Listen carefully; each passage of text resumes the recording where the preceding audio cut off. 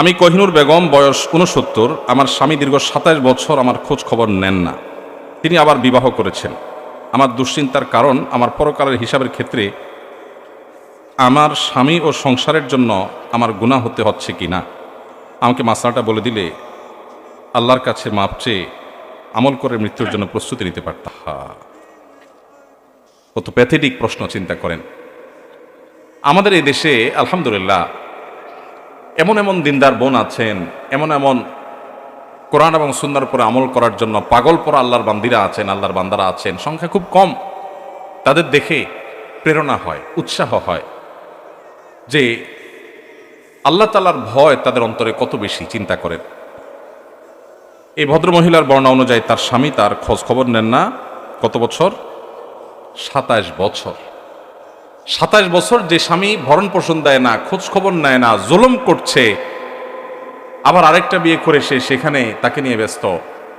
এখানে তার প্রথম স্ত্রীর প্রতি সে জুলুম করছে না, করছে না? করছে। এই চিন্তা করছেন যে তিনি জুলুম করছেন, তিনি আল্লাহর কাছে জবাবদিহি করবেন। আমি তো স্বামীর খেদমত করার, সেবা করার, স্বামীর হক আদায় করার সুযোগই পাচ্ছি না, কারণ তিনি কাছেই আসছেন না, যোগাযোগই করছেন না। তো আল্লাহর কাছে আমার কোনো দায় আছে কিনা? এটা কি বলে আল্লাহর ভয়?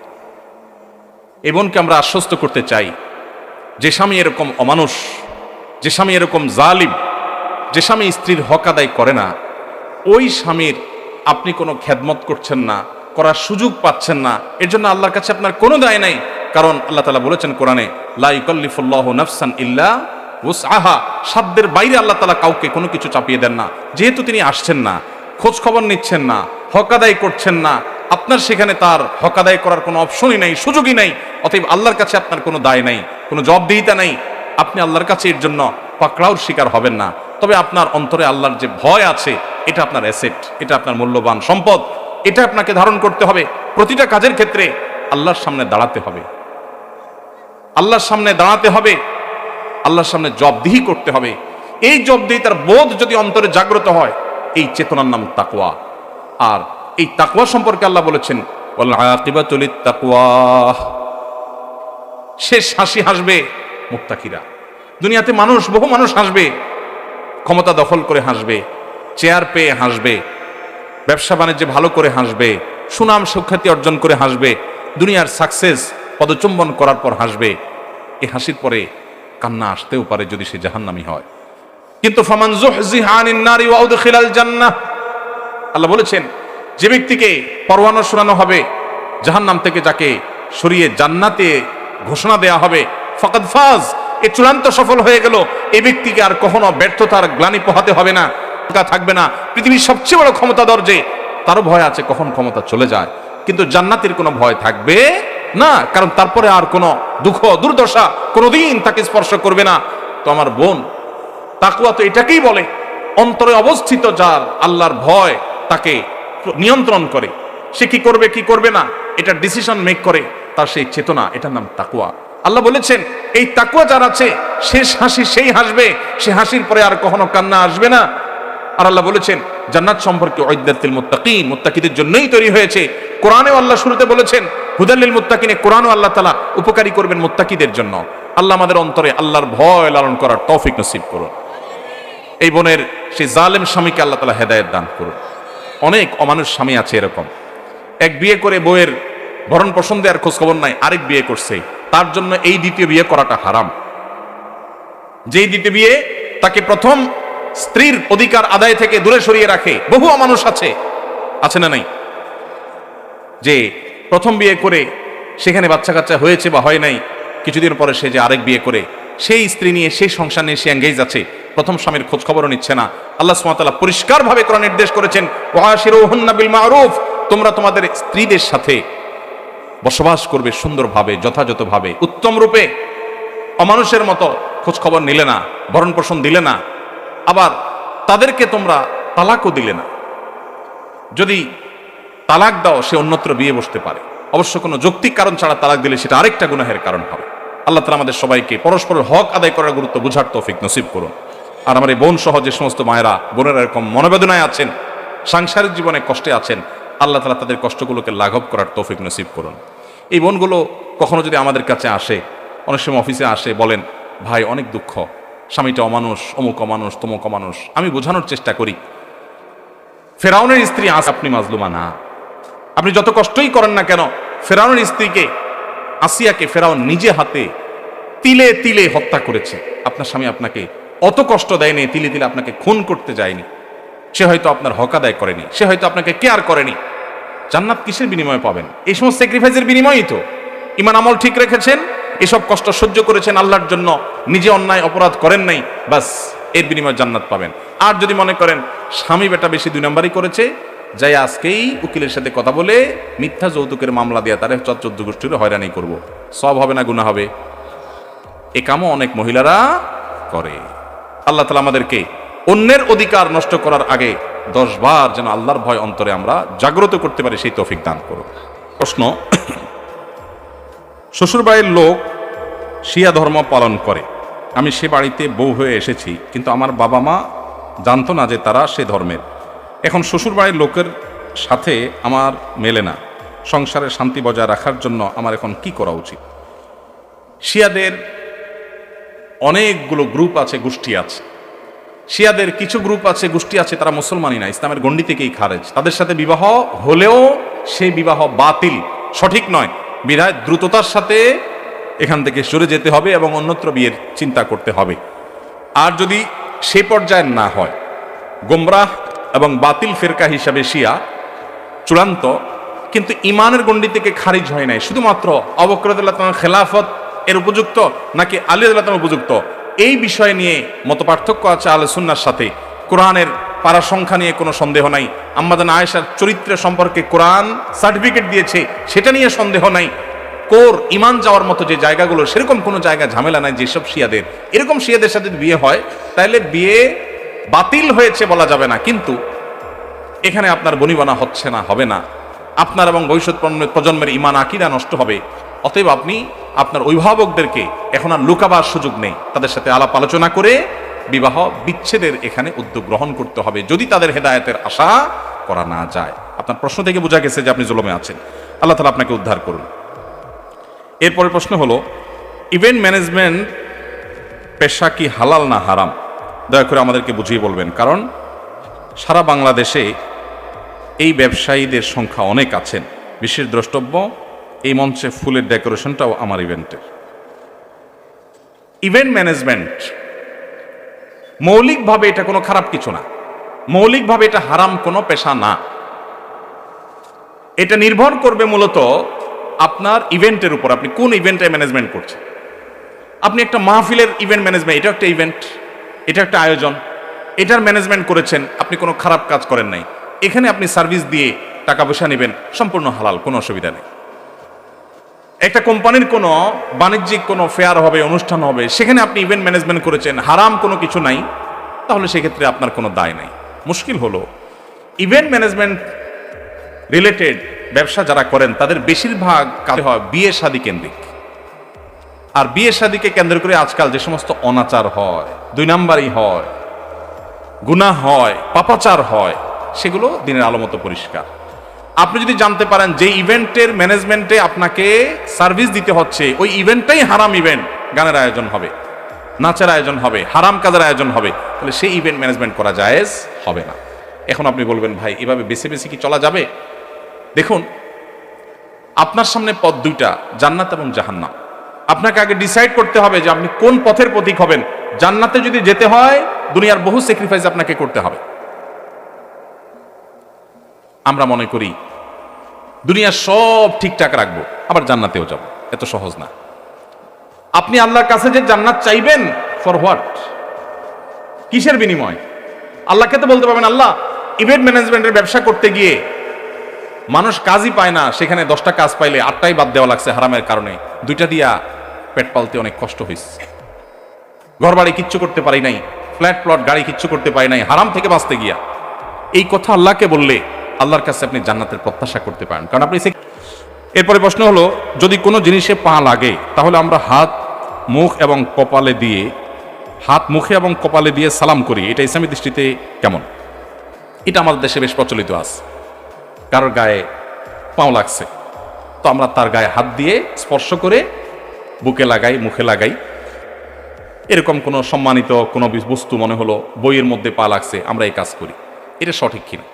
উত্তর হলো যে কোনো ব্যক্তি তার গায়ে পাও লাগাটা আমাদের সমাজে একটা দোষণীয় ব্যাপার, এটাকে মানুষ অসম্মানের মনে করে। এখন এ ভাই আছেন, মুরব্বী আছেন, উনি আছেন, এক মুসলমান অন্য মুসলমানকে সম্মান করবে না অসম্মান করবে? সম্মান করবে। এখন পাও দিয়ে টাচ করলে সেটা যদি অসম্মান হয়, আমাদের সমাজে সম্মান অসম্মানের ভাষাটা কিন্তু আবার ভ্যারি করে সমাজের উপরে। সব সমাজে সব আচরণ সম্মানের না, সব আচরণ অসম্মানের না। যেমন আমি একটু উদাহরণ দিলে বুঝে আসবে আপনাদের। আমি সৌদি আরবে ছিলাম, বিভিন্ন দেশে মানুষের সাথে মিশেছি সেই সুবাদে। তো ইন্ডিয়ান মানুষদের মধ্যে, ইন্ডিয়ান কিছু কেরালা, তামিল, ওই সমস্ত এলাকা মানুষদের মধ্যে একটা কালচার বেশি আছে, ইন্ডিয়ার অন্যান্য অঞ্চলেও আছে, কিন্তু ওরা বেশি করে। আপনি কোনো কিছু জিজ্ঞেস করেছেন বা সে হাঁ সুলক, সায় সুলক মাথা নাড়াবে, তো আমরা বাংলাদেশে মানুষ সাধারণত হাঁ বললে ভাই মাথা নাড়ায়, তাই না? তারা হাঁ বলে মাথা নাড়া মানে দেখাবে কিভাবে, হাঁ এটা বোঝাবে কিভাবে, হ্যাঁ ভাই, হ্যাঁ হ্যাঁ, এমনভাবে মাথা নাড়াবে। আপনি যদি আগে কখনো না দেখেন বলবেন ব্যাপার কি, হ্যাঁ এটাকে না কি না, আসলে সে কিন্তু হাঁ বলছে। তো এই যে মানুষের ভাষা, এটা অঞ্চলভেদে পরিবর্তন হয়। একই ভাষা এক জায়গায় মিন করে, আরেক জায়গায় আরেকটা মিন করে। আমি ফিলিপিনোদেরকে দেখেছি সৌদি আরবে, তাদের সাথে কাজ করেছি, আমার অফিস সহকর্মীও ছিলেন ফিলিপিনি ওলামা একরাম, দায়ীরা ছিলেন দাওয়া অফিসে সৌদি আরবে। তো ফিলিপিনিরা, তাদেরকে যদি আপনি জিজ্ঞেস করেন ভাত খাইছো কিনা, তারা জবাব দিবে কেমন জানেন? মুখে জবাব দেখান না দেখ, আচরণ। যেমন আমরা মাথা নাড়ে যদি জবাব দিই, তাহলে আমরা কি বলবো? হ্যাঁ খাইছি, এই টাইপের কিছু একটা বলবো, তাই না? মুখে না বললে মাথা নাড়লে। আর ওরা কি করে? চোখের উপর দিকে উঠায়, যেমন এই যে এরকম বলে।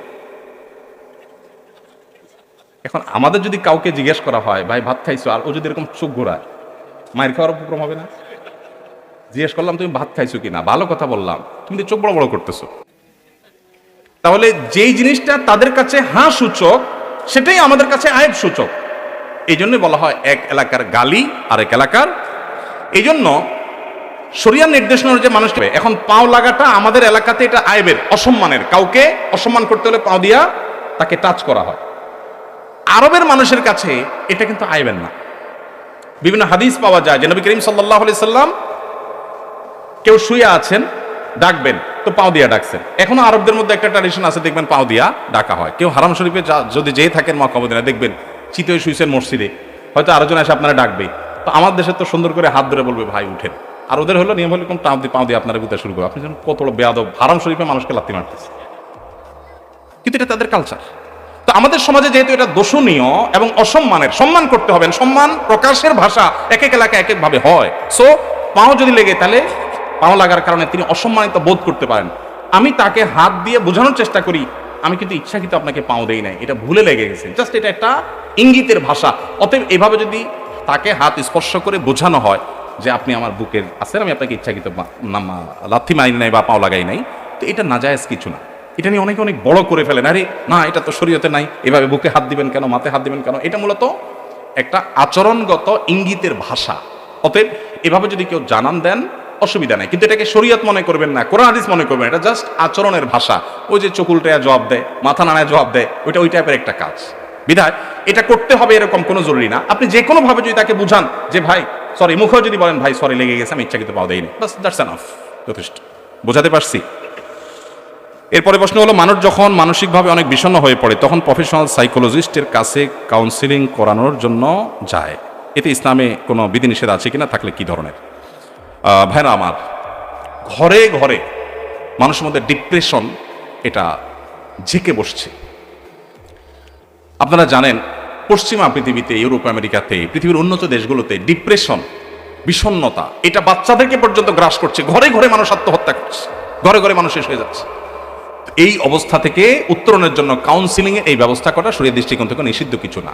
কিন্তু সাধারণত কাউন্সিলর, সাইকিয়াট্রিস্ট যারা হয়, সাইকিয়াট্রিস্ট বা সাইকোলজিস্ট, এদের বেশিরভাগই দেখা যায় সেকুলার পদ্ধতিতে মানুষকে তাদের সাইকোলজিক্যাল ট্রিটমেন্ট করে। এখানে অবশ্য আমাদের তরুণরা যদি সাইকোলজি নিয়ে পড়াশোনা করেন, তারা যদি সাইকিয়াট্রিস্ট হন, তাহলে সেক্ষেত্রে সেটা উম্মার জন্য বড় একটা খেদমতের কাজ হবে, কারণ ঘরে ঘরে এখন ডিপ্রেশন শুরু হয়ে গেছে, এটা বড় কাজ, এটা করতে পারেন। তো যদি সাধারণ সাইকিয়াট্রিস্টের কাছে যান, এটা নাজায়েজ কোনো বিষয় না, সে ভুলভাল কিছু বললে সেটা গ্রহণ করবেন না, বাস এটুকু মাথায় রাখবেন।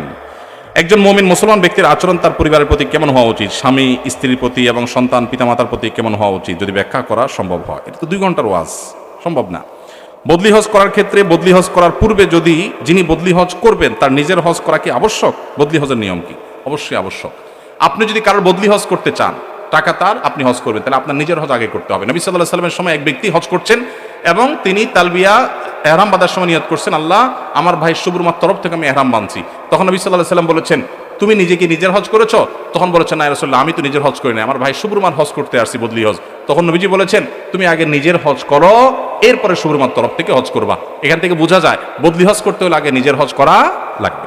এটা হচ্ছে কিন্তু নাজায়েজ কাজ। আল্লাহ আমাদেরকে হেদায়েত দান করুন। এরপরে প্রশ্ন হলো,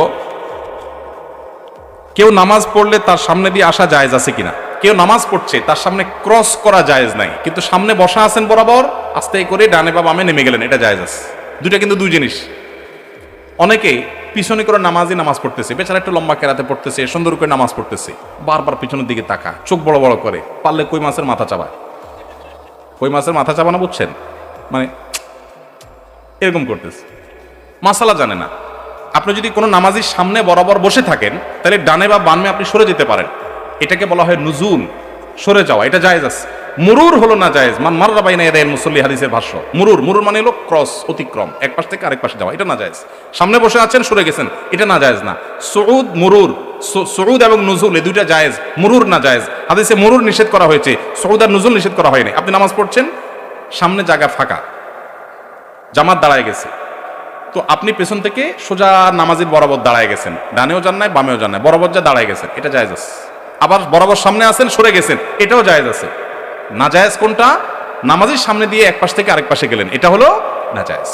অতএব যত দেরি হোক, যত কষ্ট হোক, সবর করবেন এবং ক্রস করবেন না। আর যিনি নামাজে দাঁড়াবেন তারও দায়িত্ব হলো যে মানুষের চলাচলে ব্যাঘাত হয় এরকম কোনো জায়গায় নামাজের নিয়ত করবেন না। এখন জামাতে নামাজ 1-2 রাকাত ছুটে গেছে, বেচারা সেগুলো আদায় করতেছে, তার তো কিছু করার নাই। এক্ষেত্রে সামনে মুসল্লিরা হাঁটাহাঁটি করবে না। অনেক সময় দেখা যায় নামাজিরা 1-2 রাকাত মিস করেছেন, মাসবুক হয়েছেন, তারা নামাজ পড়ছেন, আর বাকিরা উঠে হাঁটাহাঁটি শুরু করছে নামাজের সামনে দিয়ে। নবী সাল্লাল্লাহু আলাইহি ওয়াসাল্লাম বলেছেন, নামাজি ব্যক্তির সামনে ক্রস করা, হাঁটাহাঁটি করা, এটা কত বড় অপরাধ, এর শাস্তি কত জঘন্য হবে, এটা যদি মানুষ জানতো 40 পর্যন্ত মানুষ অপেক্ষা করতো। 40 বলতে 40 দিন না বছর, সেটা নবী সাল্লাল্লাহু আলাইহি ওয়াসাল্লাম বলেন নাই। তাহলে বোঝা গেল যে ক্রস করা, অতিক্রম করা জায়েজ নাই।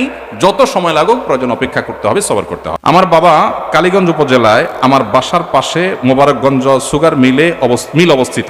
সুগার মিলের ভিতরে গেলে আখ আর চিনি খাই, এতে সুগার মিলের লোকেরা আমাদের কিছুই বলে না। আমার প্রশ্ন, এই যে ফাও আখ আর চিনি খায়, এটা আমাদের জন্য জায়েজ হবে কিনা? ফাও খাচ্ছেন, আবার সেটা জায়েজ হোক সে মাসালাও চাচ্ছেন।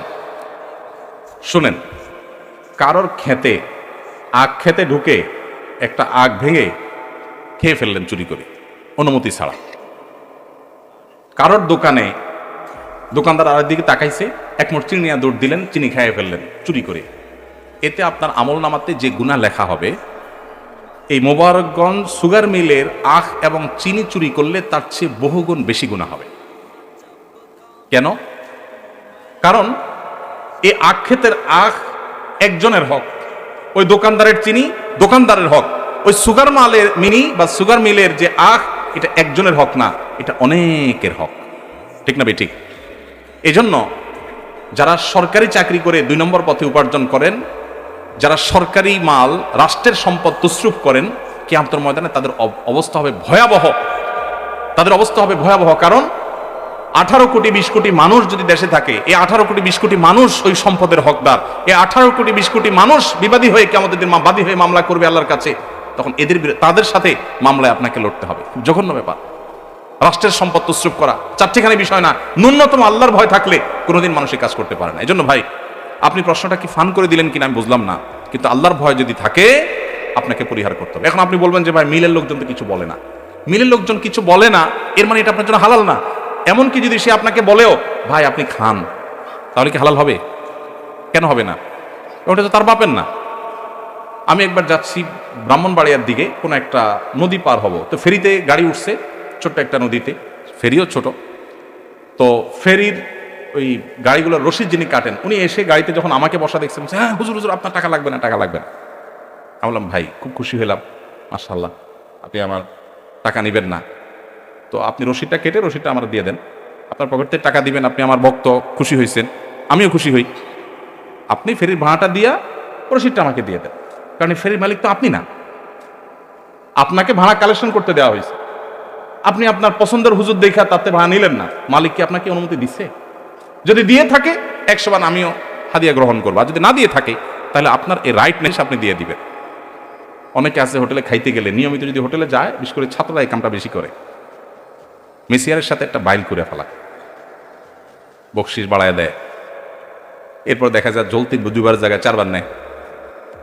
ঝোল নেওয়ার সিস্টেম আছে না, যা চায় তা দেয়। এই যে যা চায় তা দেয়, মেসিয়ার যদি আপনাকে দেয় আপনার জন্য হালাল হবে? কেন হালাল হবে না? কারণ এটা মেসিয়ারের বাবার না, তার নিজের না, এটা মালিকের। তিনি তসরুফ করছেন। ভাইরে, হালাল হারামের বিষয়টা খুবই গুরুত্বপূর্ণ এবং খুবই ভয়াবহ। আল্লাহ তাআলা আমাদেরকে বোঝার তৌফিক দান করুন। এই জন্য সুগার মিলে গিয়ে এই কাজ আর করবেন না, তওবা করেন। আমাদের সমাজে অনেক সিগারেট খোর আছেন যাদের সিগারেটের ধোঁয়ায় আমাদের বেশ কষ্ট হয়। এতে কি তারা গুনাহগার হচ্ছে না? গুনাহগার হচ্ছে না মানে অনেক বড় গুনাহগার হচ্ছে, জঘন্য অপরাধ হচ্ছে। অনেক লোক এটা যে অপরাধ এটা জানেই না। সিগারেট খেয়ে ধোঁয়া টানতে টানতে বলে, ভাই জানেন না, আমার এই জীবনে কোনোদিন কারোর ক্ষতি করিনি। ছাড়তেছে কি? সিগারেটের ধোঁয়া। আর মুখে বলতেছে কি? জানেন ভাই, জীবনে কারোর কোনো ক্ষতি করি নাই। স্টিল সে ক্ষতি করতেছে ধোঁয়া দিয়া। তো ক্ষতি কাকে বলে এটা অনেকে বুঝে না। ধূমপান করা এটা এমন একটা অপরাধ যেটার কারণে নিজেও গুনাহগার হচ্ছে। আল্লাহ বলেছেন, আল্লাহ তুলকু বিয়াইদিকুম ইলা তাহলুকা, নিজেদেরকে ধ্বংসের দিকে ঠেলে দিও না। যত ক্যান্সার হয়, ঘরে ঘরে এখন বাংলাদেশে ক্যান্সার।